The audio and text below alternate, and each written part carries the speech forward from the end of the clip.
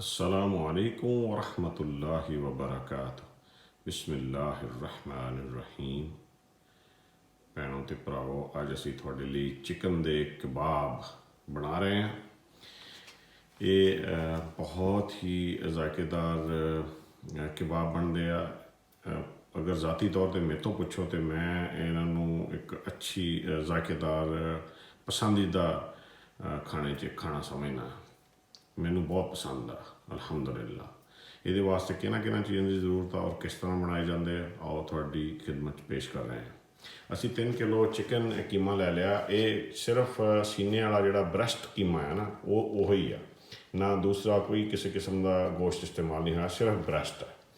और असी 1 किलो जोड़े प्याज है उन्होंने असी बारीक चॉप कर लिया, वो रेडी है।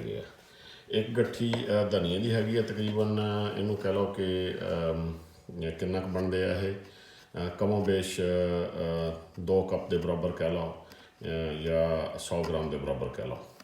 आ तकरीबन चिली जी हैगी आ, ये 200 ग्राम हैगी आ। ये बहुत तेज़ मिर्च नहीं हैगी। ये सिर्फ थोड़े जायके ते डिपेंड करता कि किन्ना तुसी मिर्च पसंद करते, इनू वधा भी सकते हैं, घटा भी सकते हैं। असी जी ये कम तेज़ इस्तेमाल कर रहे हैं ताकि इसका फ्लेवर भी कबाबां दे विच शामिल हो सके। अगर तुसी तेज़ चिली इस्तेमाल करोगे जिहड़ियां ज़्यादा तिखियां होंदियां तो वो थोड़ियां इस्तेमाल करोगे, लेकिन वो फिर ਉਹਦੀ मिर्च तो थोड़ा महसूस होगी लेकिन फ्लेवर नहीं आएगा। इस करके असी कम तेज़ वाली इस्तेमाल कर रहे हैं। आ हैगा अदरक और लसन। ये असी 1.5 गट्ठा तकरीबन लै लिया लसन का, उन्होंने भी कुट लिया कुंडी दे विच छिल के, और उन्ना की अदरक लै लिया। ये तुसी समझ लो कि 2 टेबल स्पून दोनों के है, 2 टेबल स्पून अदरक, 2 टेबल स्पून लसन। 4 अंडे असी कढ़ के तैयार करके रख लिया। और आ हैगा 1 टेबल स्पून हैगा जीरा, 1 टेबल स्पून हैगी है कुटी हुई मिर्च, और इस तरह 1 टेबल स्पून नमक हैगा। नमक भी वो चीज़ आ जिन्हों तुसी हसबे जायका बाद भी कम होवे तो और भी ऐड कर सकते हैं। दूसरी चीज़ ये हैगी कि असी तकरीबन 100 ग्राम 50 तो 100 ग्राम के दरम्यान इस्तेमाल कर सकते हैं। असी तकरीबन 60-70 ग्राम जोड़ा तेल इस्तेमाल करांगे।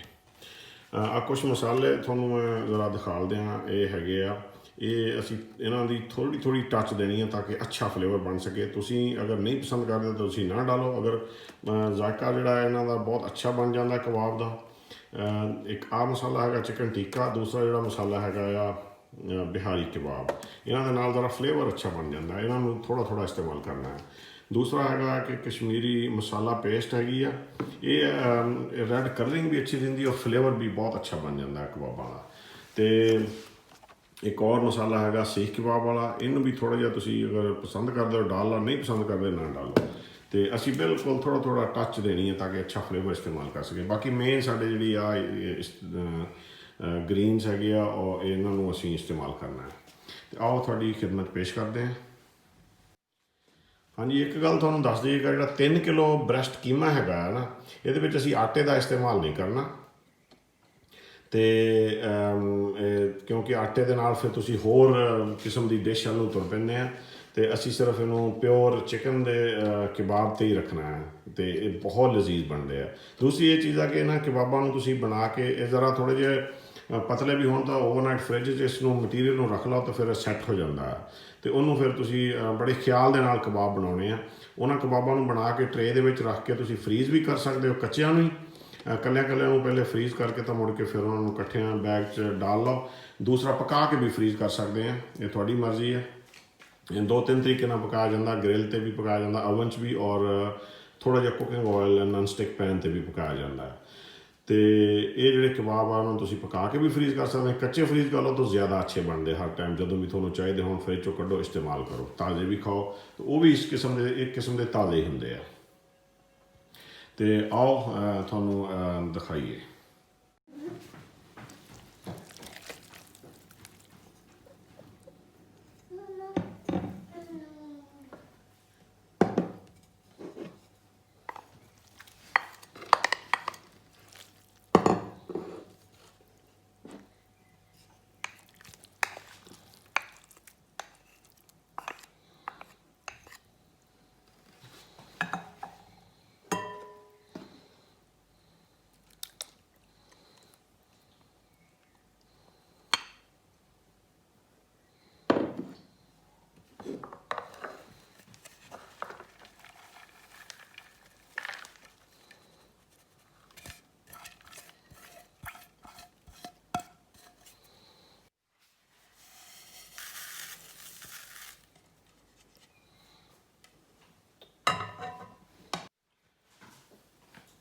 हाँ जी, मसाले असी डाल दिते आ थोड़ा नज़र आ भी रहा सारे ਜਿਹੜੇ ਜਿਹੜੇ ਤੁਹਾਨੂੰ ਦਿਖਾਲੇ ਆ ਜਿਹੜੇ ग्रीन चीज़ां डालियां ਸੀ वो भी सारियां दिखा दित्तियां। तो हुण असीं इहनूं अच्छे तरीके नाल मिक्स करना है।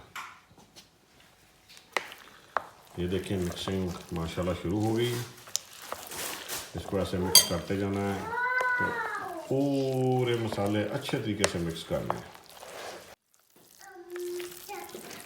मुलाहजा करो जी, असी मसाले सारे अच्छी तरह मिक्स कर लए।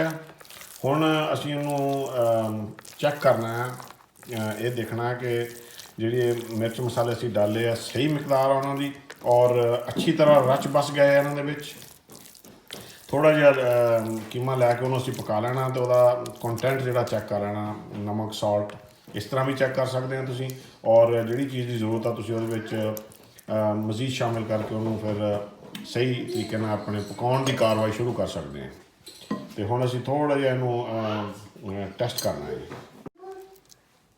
हाँ जी, इस तरह थोड़ा जिहा मीट लैके एक कबाब के बराबर का मिक्स जिहड़ा लै लेना, तो उन्होंने तुसीं फ्राई पैन ते थोड़ा जिहा ऑयल शामिल करके तो उन्होंने हल्की अग ते हल्की आंच ते आहिस्ता आहिस्ता पकाउणा है।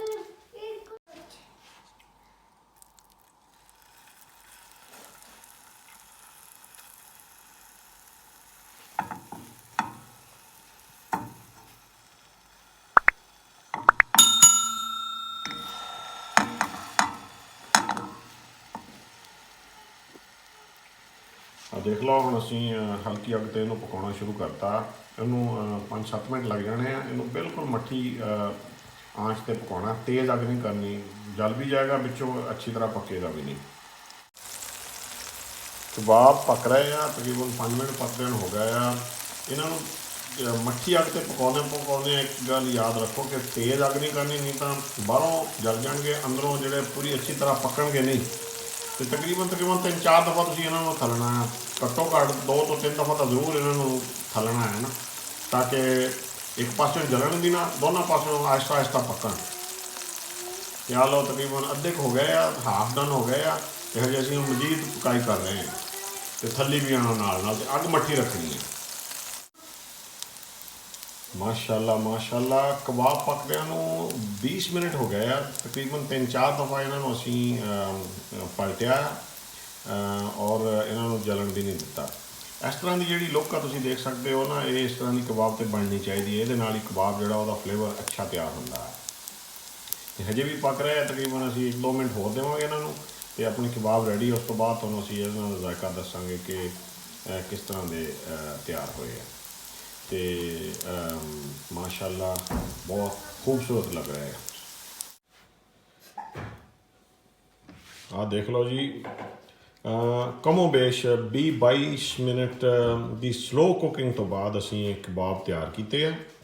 तो अल्हम्दुलिल्लाह अल्हम्दुलिल्लाह अल्हम्दुलिल्लाह जायका असी देख लिया, नमक भी पूरा आ, तो इन्हों स्लो हीट पर पकाया गया और मिर्चां भी बिल्कुल पूरियां हैं। बहुत इस तरह इकल्ले ही अपना खाण नूं बड़ा मज़ेदार बने। दूसरी चीज़ दसीए कि ये जी स्टेज असी इन्होंने चैक किया, इस दौरान थोड़ा मीडियम जोड़ा है वो सारा उस तरह ही पिया। तो उन्होंने तुसीं जे चीज़ कोई उहदे विच ऐड करनी है या मिर्चां या मसाला या तुसीं नमक डालना है तो तुसीं डाल सकते हैं। तो अल्हम्दुलिल्लाह असी चैक किया, बहुत ही खूबसूरत जायका, बहुत ही लजीज बने हैं। तो हुण असी मीडियम नूं ओवरनाइट फ्रिज च रखांगे, तो बाकी इंशाल्लाह कबाब जिहड़े आ उन्हां नूं बना के खावांगे भी, और कच्चे जिहड़े जिस तरह तुहानूं दस्सिया फ्रीज करके रखांगे भी। तो उम्मीद आ साडी रैसिपी तुहानूं पसंद आई आ। जे तुसीं कुछ होर सानूं चाहुंदे हो कि असीं बनाईए तो सानूं दस्सो। साडे चैनल नूं सबसक्राइब करो, साडे डिश नूं और चैनल नूं दूसरों के नाल वैब ते शेयर भी करो, बैल आइकन ते भी दबाओ और सानूं फीडबैक भी दिओ। शुक्रिया, अल्लाह हाफिज़।